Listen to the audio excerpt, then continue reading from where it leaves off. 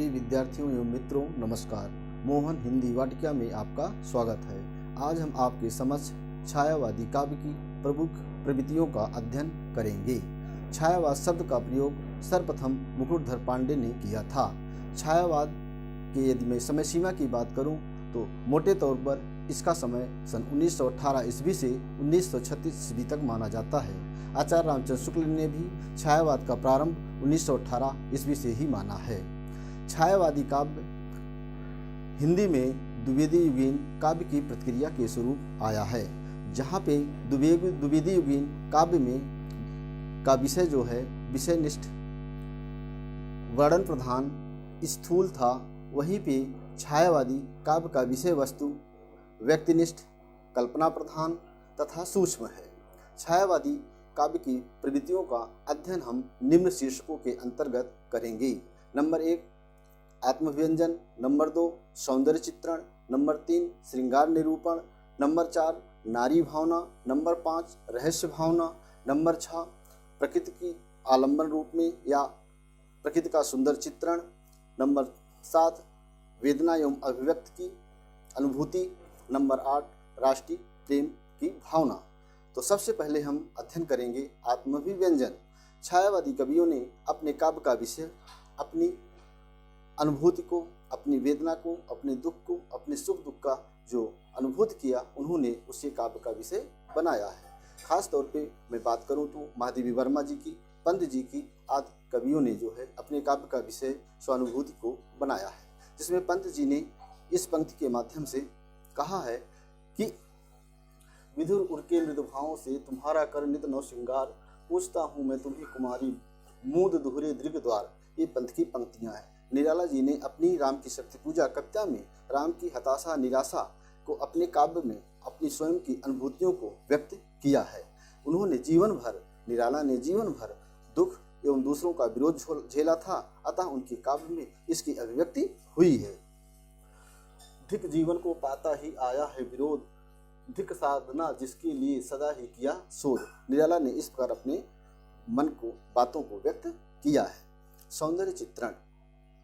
छायावादी कवियों ने सौंदर्य चित्रण का बड़ा ही मार्मिक चित्रण किया है। नायिका के शारीरिक अंगों, उनके वेदना, उनका विरह, उनके रूप सौंदर्य का आदि का चित्रण उन्होंने बड़ी खूबसूरती के साथ किया है। और ख़ास तौर पे प्रसाद जी ने श्रद्धा का जो सुंदर चित्रण किया है वो इस प्रकार है। नील परिधान बीच सुकुमार, खुल रहा मृदुल अध खुला अंग, खिला हो जो बिजली का फूल, मेघ वन बीच गुलाबी रंग। इस प्रकार से प्रसाद जी ने श्रद्धा के शारीरिक सौंदर्य का चित्रण किया है। अगली हेडिंग है श्रृंगार निरूपण। छायावादी कवियों ने श्रृंगार के संयोग और वियोग दोनों का चित्रण अपने काव्य में किया है।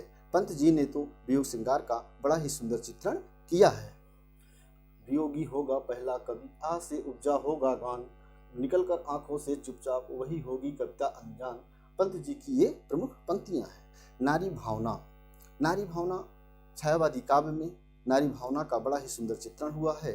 रीतिकाल में जहाँ नारी को भोग विलास की वस्तु समझा गया, वही छायावादी काव्य में उसे पूजा गया, उसकी दया, करुणा और उसकी जो वेदना है उसकी अभिव्यक्ति हुई है और उसे पूज्य रूप में स्वीकार किया है।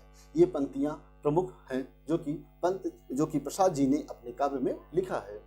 नारी तुम केवल श्रद्धा हो, विश्वास रजत नग पक्तल में, पीयूषोसी बहा करो जीवन के सुंदर समतल में। इस तरह से प्रसाद जी ने नारी के प्रति पूज्य भाव व्यक्त किया है। रहस्य भावना। छायावादी कवियों ने अपनी रहस्य भावना को अपने काव्य का विषय बनाया है। पंत जी ने अपनी मौन निमंत्रण कविता में रहस्यवादिता का बड़ा ही खूबसूरती से वर्णन किया है। अगला है प्रकृति चित्रण।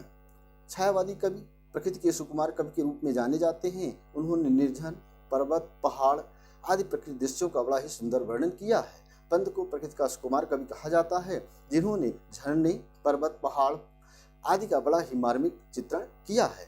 अगर मैं इनकी पंक्तियों की बात करूं तो इनकी बड़ी ही सुंदर पंक्ति है जो इस प्रकार है। छोड़ द्रुमों की मृदु छाया, तोड़ प्रकृति से भी माया, बाले तेरे बाल जाल में कैसे उलझा दूं लोचन, भूल अभी से इस जग को। पंत ने इस प्रकार की भावना व्यक्त की है। और अगली मैं बात करूं तो दुख वेदना की अभिव्यक्ति। मीराबाई को आधुनिक युग की मीरा कहा जाता है। उनकी विरह वेदना, उनकी टीस, उनके हृदय में जो वेदना थी उसकी अभिव्यक्ति महादेवी वर्मा ने अपने काव्य में किया है और अपनी वेदना विरह को उन्होंने बादलों से उसकी तुलना की है। इनकी एक पंक्तियां बड़ी ही दृष्टव्य हैं। मैं नीर भरी दुख की बदली, विस्तृत नभ का कोई कोना, मेरा न कभी अपना होना, परिचय इतना इतिहास वही, उमड़ी कल थी मिट आज चली। प्रसाद ने भी अपनी वेदना को व्यक्त किया है बड़े अच्छे भाव में। जो घनीभूत पीड़ा थी मस्तक से स्मित से छाई, दुर्दिन में आंसू बनकर वह आज बरसने आई। इस प्रकार से जो दुख और वेदना की अभिव्यक्ति हुई है वो छायावादी काव्य में मिलती है। राष्ट्रभक्ति की भावना, छायावादी कवियों ने राष्ट्रभक्त संबंधी कविताओं का बड़ा ही मार्मिक चित्रण किया है। वीरों के बारे में, देशभक्तों के बारे में, और ख़ास तौर पे माखनलाल चतुर्वेदी ने जो कविताएं लिखी हैं उनका एक पंक्ति हम देखते हैं जो बड़ी ही सुंदर है। मुझे तोड़ लेना बनमाली, उस पथ पर देना तुम फेंक, मातृभूमि पर शीश चढ़ाने, जिस पथ पर जावे वीर अनेक। इस प्रकार माखन चतुर्वेदी ने अपनी श्रद्धा सुमन को अर्पित किया है। हम देखते हैं कि छायावाद में जो प्रमुख कवि हैं उसमें प्रसाद, पंत, निराला और महादेवी वर्मा जो कि एकमात्र कवयित्री हैं। जयशंकर प्रसाद को छायावाद का ब्रह्मा कहा जाता है, सुमित्रानंदन पंत को विष्णु कहा जाता है और सूर्यकांत त्रिपाठी निराला को छायावाद का महेश कहा जाता है यानी शंकर कहा जाता है और शक्ति की देवी महादेवी वर्मा जी हैं।